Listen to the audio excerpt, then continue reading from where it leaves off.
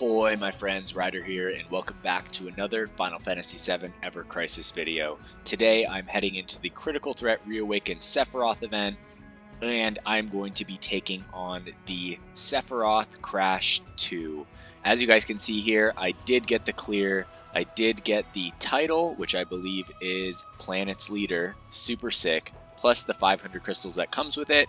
I had to come back, so I'm redoing this kind of overview of the team build because I recorded the video and then I actually had to go back and make one materia change, and I didn't want that to kind of mess with you guys, for those of you who might watch the intro but then not read the notes in the comments. So that being said, let's go into this. Also, it should be noted that in the actual fight to come, it is my first time actually beating it, so it is pretty fun to watch.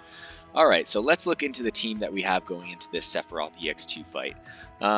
More or less, this is very similar to the first Crash fight. I'd say the only actual difference is the fact that later on, when he does Hell's Gate is going to inflict an AOE physical defense down high tier debuff on your entire team.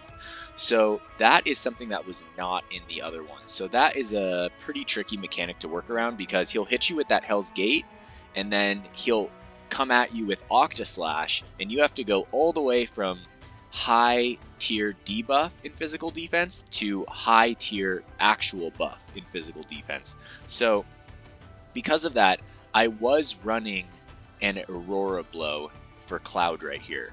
However, the fact that Sephiroth was the only one on the team that could increase physical defense put too much of a burden on him. So I came back here, I switched out Cloud's Aurora Blow, so I'll lose a little bit of damage in the elemental sigil break where he becomes weak to wind. However, because of certain things, we are going to be able to last throughout the fight and still maintain our DPS. So I'm going to go through the materias first and then the characters. So as you guys can see, we have a Cura in the first slot of every single one. Of course, I spec'd them so that the physical attack one would go here, the healing one would go here, and the magic attack one would go here. We have the barrier in the second slot for Cloud. I have a mana breach in the second slot for Aerith. However, this is just for it's a stat stick for healing essentially, so I didn't need this space for her. Then on Sephiroth, we're going to have two sigils over here. If we look at this weapon, Edged Wings, so I had this weapon not OB10, but I had a gear voucher from this season pass, and I decided to use it to get the Edged Wings OB10 to help with the overall DPS check of this fight. And what's nice about this weapon is that it has X sigil boost on it, which is great because you're going to need circle, triangle, and X. But then also it allows you to run a Ice God build where you can use Shiva, which will also increase Shiva's damage as opposed to using a Wind God build, for example. So for the sigils, I'm going to have a Circle Sigil Ruinra. I can actually just go over here. I'm going to have Circle Sigil Ruinra in his second slot, X Sigil Ruinra in his third slot. Aerith is going to be compensating Circle, since that's the only one that doesn't have an extra breaker on the weapon. Masamune will enhance Triangle, Edged Wings will enhance X, then we have an extra Circle and an extra Circle right here. And then last but not least on Cloud, we have our Triangle Sigil Break. Alright, now to go into the actual characters themselves, let's look at Cloud first. Full Thunder God build, 92k power, 10.4k HP, almost 3.2k physical attack. However, he has very low physical defense and magic defense. Therefore, I am compensating with higher HP. Now to go into his R abilities right here, they are as shown. I'll show, that's just 11 Blade Arcanum on the bottom. For his setup, of course, we're running the Battle Garb, the Masamune. The Bandage Sword for me is kind of a must-have. If it's OB6 or not, I don't think it's quite necessary for it to be OB6, because you can double cast it at the beginning. The reason being is that at the beginning he's going to use Heartless Archangel and then roll straight into Shadow Flare. However, the game for this fight right now is like a tad laggy, and so where we should be able to get off 3 Kiragas at the beginning, we're only getting off 2. And because we're only getting off 2, that Shadow Flare will kill you unless you have some type of AoE magic defense up, hence the use of Bandage Sword. Alright, so other than that, we're running Ramuh's Judgment Bolt, of course, to pair with his lightning ability. In the back end, I'm running the Crystal Gloves, which is essentially HP and lightning potency. It's a carbon copy of the Seaside Collar, and then I'm also running Amaranth's Claws here. Alright, so to go over to Aerith, she is sitting at 75k power, 8.2k HP, magic attack 2.3k, but healing is the #1 focus for Aerith, so I'm going to try to get it as close to 2k as we can, so this is almost 2.1k. Going into the back, we have our R abilities as shown. I was trying her with this costume right here, the Prism Dress, but without the lack of HP as it shows here, she drops quite a bit, as you can see, to 7.4k, which can be possible, but I didn't want to go through too much trial and error, although I do think you can do this with around 7.5k HP, just depending on what your actual physical defense, magic defense stats are. Alright, so other than that, we have the Fairy Tale OB10. It's important that this goes in the first slot because it's raising your healing by quite a bit.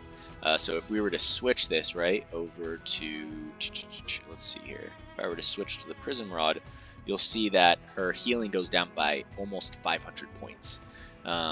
So the Wind Sigil phase, which is relatively small, I mean, if you're perfectly saved up for it, you probably get off 4 of these in a row. But if you're not, which is pretty hard to build up to, which is his first elemental weakness, Sigil Break, you're probably only going to get off 2. So Fairy Tale in the main slot for me is a must-have, and I won't really bend on that. Other than that, her sub-equipments are going to be the Holiday Cane, a event OB, it looks like I have a +11 OB10 weapon on this. We have the Kuja's Spirit Blade, and then last but not least, we have the 1000 Waves. If you're a free-to-play player, I think that this is possible. You would have had to pull on exactly the right things, and then also get exactly the right luck when it comes to the wish list. So I wouldn't write it off. It's not terribly harder than the solo Crash 1, but it is definitely harder. And the fact that his Hell's Gate AoE debuffs physical defense is pretty tricky. Alright, last but not least, we have Sephiroth here sitting at 7.6k HP, so he is rather low. However, if you look at his physical defense for blocking the Octaslash, it is 154, which is okay, and it's going to compensate for his lower HP. His magic attack is almost at 3.5k, which is great. Physical defense 154, magic defense a little lower at 110. His R abilities are as shown here. The reason I decided to use the gear voucher for Edged Wings is because it was going to boost my ice potency from 4 to 5, because I was going to get 6 extra points, which you take all of that in the first hand. So to me, that was worth it, and now this weapon's done. I can stop wishlisting it. It's been on wishlist essentially since this costume released. In the second slot is going to be the Torn Wing. This weapon is very, very, very key for this fight, and you're going to pair this with Cloud's Barrier. So Cloud will barrier first, and he will follow with Solid Barrier Plus, which is going to immediately put the potency at high, which is really, really helpful because his Octaslashes in the Crash 2 are, I would say, significantly more powerful than the Crash 1. Of course, we have his ice costume here, Shiva's Diamond Dust, and in the back end, I couldn't slot ice weapons because I would have lost so much HP. If I had Yuffie's Pinwheel, which is down here, right? Let's see here. Where is Yuffie's Pinwheel? It's all the way down. It's right here.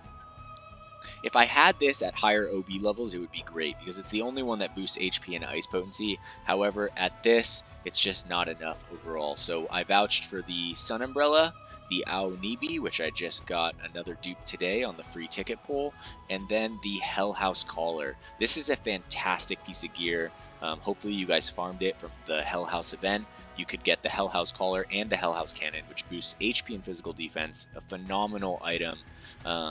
Overall, so hopefully you guys have it because this is very, very, very useful to have. Alright, well that being said, this is the setup for the team. Let's go into my very first clear of the Sephiroth Crash 2 event. Let's get it. Alright guys, here we are going into the Crash 2 Sephiroth fight, one of the hardest fights in the game. So at the beginning here, I'm just going to let the ATB save up. Everyone knows the beginning of this battle. He's going to use Heartless Archangel, take everyone down to 1 HP. After that, I'm going to be doing healing with Aerith, and then switching to Sanctuary with Cloud in order to survive this first Shadow Flare. You would be able to survive it without the Bandage Sword. However, because of this lag issue going on right here, Aerith is not going to be able to get off 3 heals. So I'm going to switch back to Cloud, switch over to Aerith, use that second Kiraga, switch back over to Cloud again. He was going to use Sanctuary just because it doesn't last very long. And as you'll see here, Aerith is not going to be able to get off 2 Kiragas. Her third. So we should barely survive this. And that's with a high tier magic defense buff AoE. Alright, at this point, we're just going to roll straight into damage. Both Cloud and Sephiroth going full point damage right here. With Aerith, we're just going to be focusing on healing everyone back up. Alright. He's going to go through his motions right here. I'm just going to make sure everyone's doing damage. Aerith is healing everyone back up to full. Alright, let's go. Alright, so here comes the Boundless Strength. I am going to single target heal Aerith. And hopefully Sephiroth will use this. Ooh, I don't know if he got it off. Ooh, he didn't. But luckily it's the first Octaslash. We'll see where this goes after this. I'm going to leave that going. Okay. Make sure that these guys get off their attacks. Cloud, Sephiroth. And we are going to do 1 Cura on Aerith, just so that she survives that. And then I'm just going to be using Raging Sphere. As you can see, Cloud and Sephiroth have their sigil breakers on their weapons, so they basically annihilate this phase. So it's tough to go into this when you need to heal, but you gotta do what you gotta do. Alright, right afterwards I'm going to switch to Cloud and Sephiroth so they don't heal. Alright, let's see. And I'm going to be healing up with Aerith. Alright, here we go. I'm going to go straight into the summons. You want to use them as quickly as you can get them so that you can start to get them back again. Alright, so here comes Judgment Bolt. Alright, there's the first one, and Shiva will follow it up. These are going to be your best bet since we're running like elemental god builds. Other than that, I'm not really sure. Okay, let's see here. At this point, we're just going to go straight back into damage, hopefully switch to Aerith. She is going to Kiraga. Alright, I'm going to save her healing wind for a crucial moment later on. But other than that, I'm just healing everyone back up to full, which is going pretty well, while doing as much damage as we can. Okay, so here comes the barrier right here. First barrier, second barrier, switch over to Aerith, and I'm just going to wait out this gauge with that triple high physical defense buff. So this should count, yeah, it's a lot better than the first time without getting those off. Okay, I'm going to heal her. And then we're just going to roll straight back into damage right here. Sephiroth is casting. Here comes this sigil break. Don't worry about healing right here. Just go straight into breaking it as quickly as you can. It should only take, basically, took 2 casts for Aerith, so she's wrecking it pretty easily. Okay, so we're going to Thunderstrike, Aerial Frostblade, Thunderstrike, Aerial Frostblade. And then I'm going to heal with Aerith right here in between. Yeah, perfect. Okay, and then, yeah, we're just rolling back into damage. So we're getting close to getting him to half health. He's going to be... Alright, so we're just going to re-interrupt. So as you can see, his damage charges your summons really fast. So we just used these, and now we're already using them again. So get them out as quickly as you can. Try to get your attack animations done if you can. Best to use it when both Cloud and Sephiroth are waiting for ATB. Alright, so it looks like we just passed the halfway point. going to switch back. We're just going to focus on damage once again. Aerith is going to focus on healing, right? Actually... Okay, so this is Heartless Angel.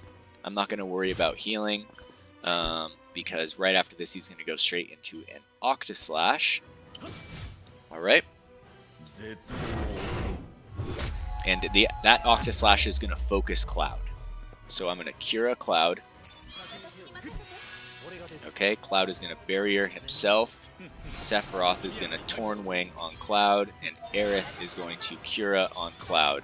We lost a lot of our attack stance there. Hopefully we'll get it back up. It looks pretty good right now. Okay, so we have half our attack stance, but a physical defense high buff. Should be okay. Alright, at this point, we're just going to Curaga. Switch that attack stance. Start focusing on... Oh, he's going to go and do a second Heartless Archangel pretty soon. Right after his little bag of tricks. Alright, I'm going to charge Cloud up. Make sure we're getting our attack stance back to full. Okay, looking over at Aerith. I don't think I'm going to heal her right here. He's going into the Heartless Archangel. Okay.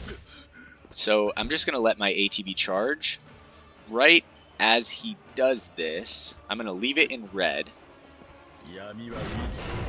Okay. Then I'm going to switch it to blue and use her limit break. Nope, I don't want them to heal. As soon as this is done, it's going to go into Masamune in waiting, so I'm switching it back. And he's going to charge it right here. Everyone has full ATB. We're going to break it immediately. Okay, perfect. At this point, I'm going to get off this heal, and now we're going to roll right back into damage right here. Utilize this window as best as we can. Alright, here we go. Here comes the Octaslash. Okay, so I am going to Curaga,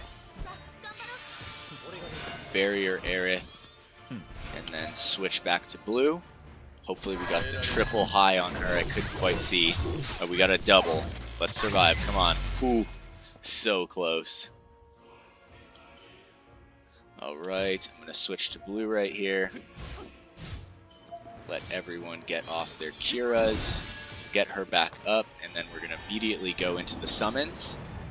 Ooh. And this is where it gets gnarly. So he is going to hit us with one more Hell's Gate, I think. So I'm going to let the summons ride out right here just because I like a little break when it starts to get gnarly. Take a little breath, bring it back.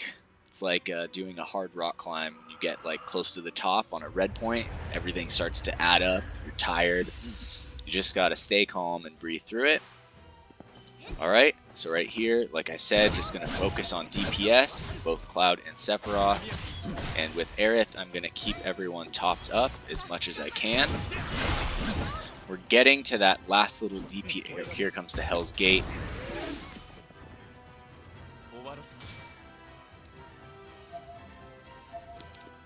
Oh shit, I used Sanctuary. Oh fuck. Alright, here we go. Hopefully we can break this. Alright, perfect. Rolling straight back into damage. Alright, here we go.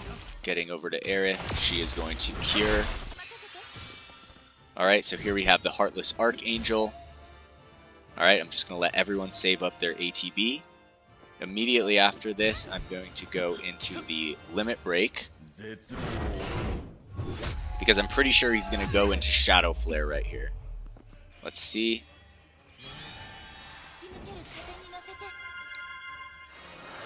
Okay, so there's the first one. Second Curaga. Switch over. Let's see, is he going to go into Shadow Flare? That's the question. I'm going to try and get some damage in. Yeah, he is going to go into Shadow Flare. Alright. One bandage sword. Oh, will we get the second one? I'm not sure. Alright, here we go. Here comes the Shadow Flare. We're looking pretty good so far. Alright, I am going to Curaga this. Okay, now we're just going to blast this DPS, try to get these summons up one last time. go through his little window right here where he does these attacks. Aerith is going to cure right here. You don't have to go quite into the last, like, there's no looking back DPS just yet. Trying to do as much damage as we can. Okay, so this oh no, he's gonna do, so at this point I'm literally just going for, actually I think I'm gonna save ATB on this, because I think he's gonna follow with another Shadow Flare, if I'm, no, he's gonna follow with Octaslash. He's gonna follow with Octaslash because it's one person. Alright, so we're just gonna go full-blown damage right here. I'm gonna wait for this to catch up, and then we're gonna go straight into the summons. I'm gonna let Aerith get taken out, because now we can just focus DPS until the end of the fight. And I think we should have it. Honestly, this is the first time. If I can beat it, this will be the first time, so we'll see. But it's looking pretty good right now. It's looking promising. Alright, so from here, I'm not even going to worry about blocking this. I'm just going to go straight into DPS with everybody. Cloud, Sephiroth, even Aerith is going to be going full-blown DPS. And hopefully we can get this taken care of. Not even going to block that. Alright, sorry Aerith. 17,000 damage. But at this point, it's looking pretty damn good. So Cloud and Sephiroth are fighting hard to the end, and it looks like there it is. There you have it, boys and girls. Crash to Sephiroth. So in regard to if this can be done with lower OB weapons, I think it definitely can, because I made some mistakes here and there. For example, I hit Sanctuary instead of Barrier one time. You can like kind of tailor yourself into that first elemental phase and really have Aerith doing wind damage the whole time, or an Aurora blow on someone, however you're doing it, right? You could also run Sephiroth if you have Dark Heavens higher level than Edged Wings. That would probably be the most ideal. But yeah, it's hard to say. It's hard to say what someone else's account can do without me being able to actually play it myself. But I think that what's nice about this game is that there's always a way to win. I think people get frustrated with this, but then I think that a lot of people don't put in maybe enough time practicing the fight, memorizing the fight, you know, learning it. Like, for example, with the Bahamut EX2 fight, that took me no exaggeration, about 150 tries. It took me like 5 to 6 days of failing 2 to 5 hours a day on it. So that was incredibly frustrating, and the only way that I could beat it was by doing it absolutely perfect from beginning to end. So I will say that the EX2 Bahamut fight is still harder than this fight, although now that I have Edged Wings OB10 as opposed to OB7 during then, I think that that would have definitely made a big difference. But either way, I hope that this guide helps you guys to clear the Crash 2. If not, enjoy fighting it. You know, I lost a ton of times on the solo Crash 1 when it first came out. And even though I wasn't able to beat it, you know, it didn't like damper my mood on the game. I like games with content that is super difficult for me to beat. So even though Bahamut EX2 was super infuriating, I was actually like psyched, because I feel like I'm in my element when the odds are at their highest. So I like that when something can put me in that place. But yeah, here we go. You get the title Planet's Leader, which is pretty sick. You get 500 crystals from both of the crashes in both solo and co-op, which is freaking awesome. And I think there's already been a ton of free-to-play guides on the first solo Sephiroth, and so everyone should be able to get those crystals. I'm honestly so stoked that they added a second crash battle. It's really cool. I have yet to do the co-op crash, so if any of you guys want to do that together or try, just hit me up in the comments or come join my Discord and we can do them together. Anyways, that being said, thank you guys for watching. Thank you for all the support. If you enjoyed this video today, if it was helpful in any way, drop a like, leave a comment. I always appreciate hearing from you guys. Hope you all have a wonderful day. Take care and peace.